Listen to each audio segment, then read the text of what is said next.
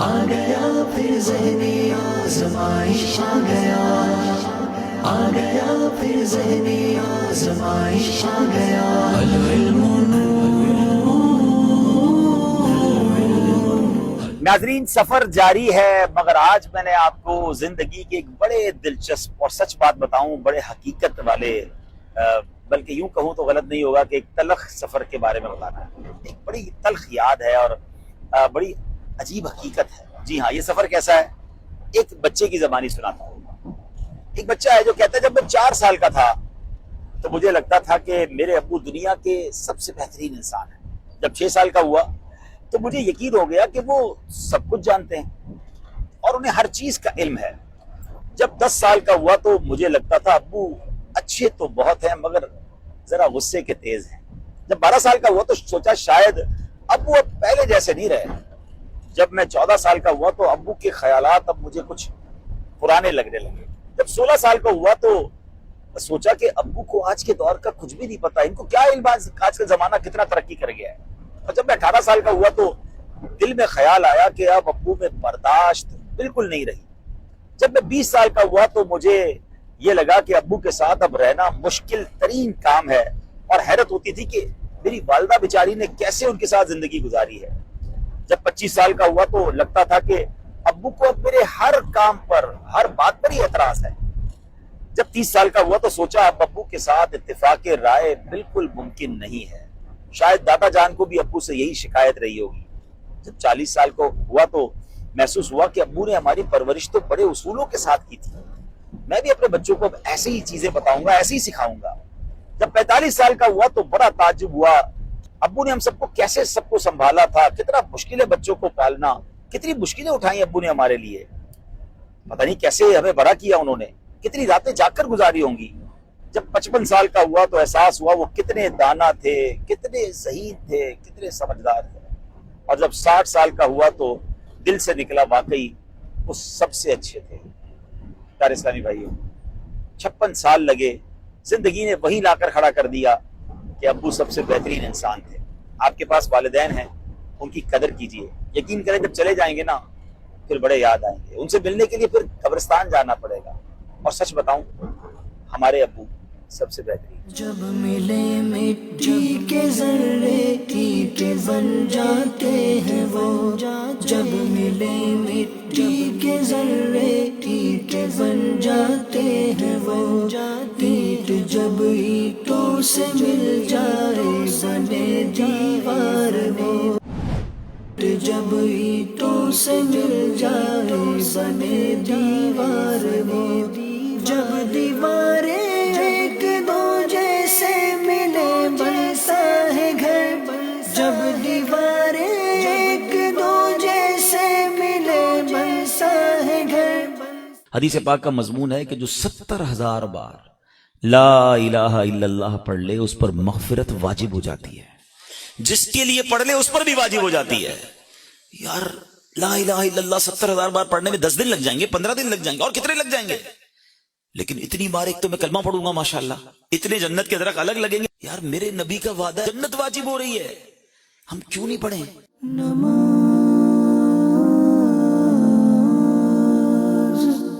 ہر عبادت سے برتر عبادت نماز، ساری دولت سے بڑھ کر ہے دولت نماز، ہر عبادت سے برتر عبادت نماز، ساری دولت سے بڑھ کر ہے دولت نماز۔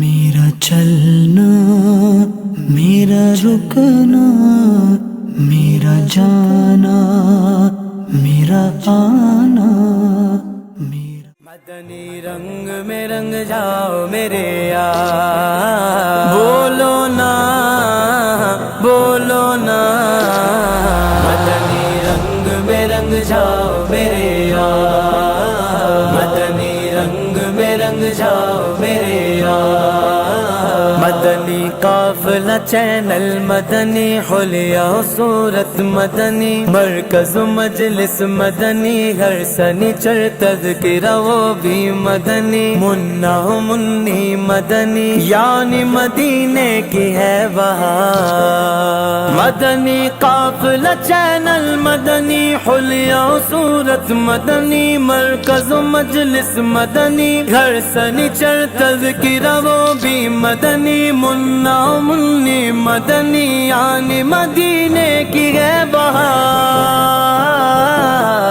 اس ماحول کے عالم کا لقب ہے مدنی، جامعہ مکتب مدنی، درس و مدارس مدنی، اور یہ میرے شیخ طریقت کی عطا دعوت اسلامی کا ہے گلشن گلزار،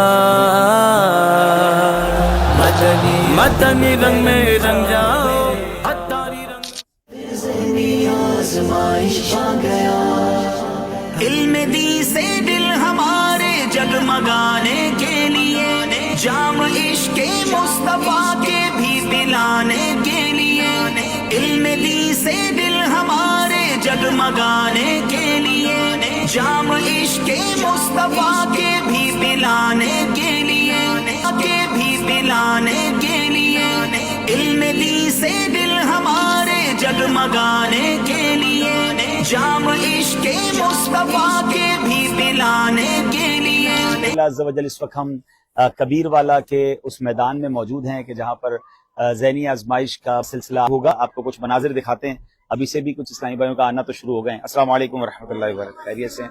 ٹھیک ہے ماشاءاللہ۔ ہر طرف نیکی کی دعوت عام ہو،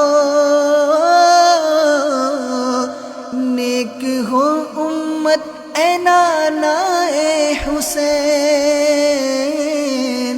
سنتوں کی ہر طرف آئے بہار، مولا سے اپنے ملتا ہے بندہ نماز میں، مولا سے اپنے ملتا ہے بندہ نماز میں، اللہ اللہ کیے جانے سے اللہ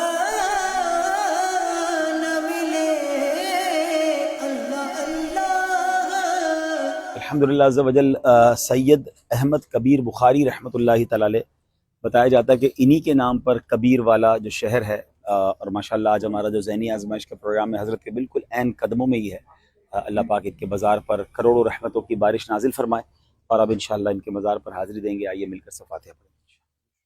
عالیہ خدا کا خاص ایک احسان ہے یہ عالیہ، اللہ خدا کا خاص ایک احسان ہے یہ عالیہ، اللہ زمانہ جسم ہے اور جان ہے یہ عالیہ، اللہ جو نیکی کی دعوت کی دھومیں مچائے، جو نیکی کی دعوت کی دھومیں مچائے، میں دیتا ہوں اس کو دعائیں مدینہ، میں دیتا ہوں اس کو دعائیں مدینہ، علم دی سے دل ہمارے جگمگانے کے لیے، جام عشق مصطفیٰ کے بھی پلانے کے لیے، علم دی سے دل ہمارے جگمگانے کے لیے، جام عشق مصطفیٰ کے بھی پلانے کے لیے، آ گیا ہے پھر سے ذہنی آزمائش ناظرین، یاد میں ہم کو مدینے کی رلانے کے لیے، علم دی تو نور ہے، ہاں بالیقین نور ہے، علم دی سے دل ہمارے جگمگانے کے لیے،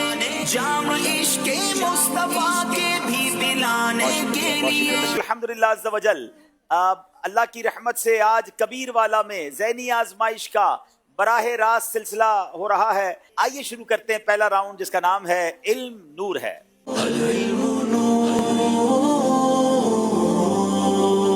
سوال ہے باولپور والوں سے، کیا قرآن مجید میں کمی بیشی ممکن ہے؟